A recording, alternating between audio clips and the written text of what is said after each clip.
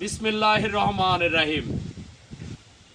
আজকে অবস্থান করছি এই এলাকার একজন ইমাম সাহেব,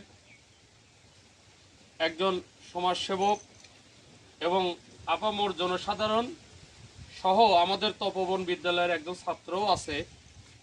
সবাইকে নিয়ে একটি হিমায়তপুর যে ১ নম্বর ওয়ার্ড এলাকা, এই এলাকায় আমাদের বারিক চাচা নামে একজন বয়োবৃদ্ধ অসুস্থ মানুষ, যিনি এত অসহায় দুস্থ গরিব যে তার মানে কর্ম করার মতো কোনো লোক নেই, খাওয়ার মতো কোনো ব্যবস্থা নেই।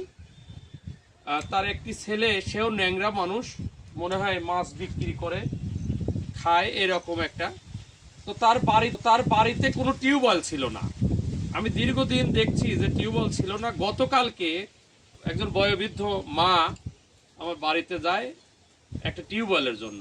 আমি আমাদের একজন সম্মানীয় ভাই ব্যবসায়ী, নাম না বলা, তিনি প্রায় 10টা টিউবওয়েল আমাকে দিয়েছে এই গরিব মানুষকে দেওয়ার জন্য। তারই আলোকে আজকে একটা টিউবওয়েল আমি ওনাকে দিলাম, যে এই টিউবওয়েলটি যিনি উনি বসায় যেন সুপেয় পানি এই তাপদাহের মধ্যে খেতে পারে। আজকে তার হাতে তুলে দিলাম।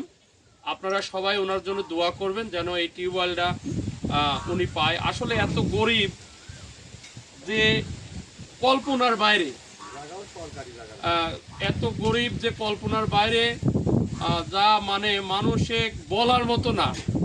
আমরা চাই যে আল্লাহ যেন ওনাকে রহমত নাজিল করে। আপনারা সবাই দোয়া করবেন। আর যিনি টিউবওয়েলটা অনুদান দিয়েছেন, আমরা তার জন্য দোয়া করি, আল্লাহ যেন তাকে সুস্থতার সাথে রাখেন এবং তাকে আরো বেশি বেশি দান করার তৌফিক নাজিল করেন। আমি এই টিউবওয়েলটা আপনার হাত দিয়ে তুলে দেন, হুজুর আপনি তুলে দেন, ওনার হাত দিয়ে তুলে দেন। এই যে টিউবওয়েল আগে আসে, ঠিক আছে, সবাইকে একটু দেখায় দাও।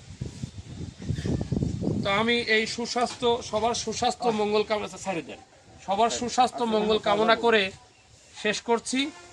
আপনারা মানুষের কল্যাণে এগিয়ে আসবেন বলে বিশ্বাস করি।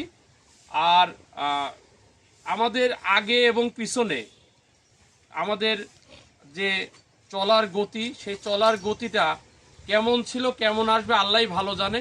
আমরা যাতে ভালো কাজ করে মরে যেতে পারি এই আশা ব্যর্থ করি। হুজুর আপনি কিছু বলবেন? ঠিক আছে, আসসালামু আলাইকুম ওয়া রাহমাতুল্লাহ।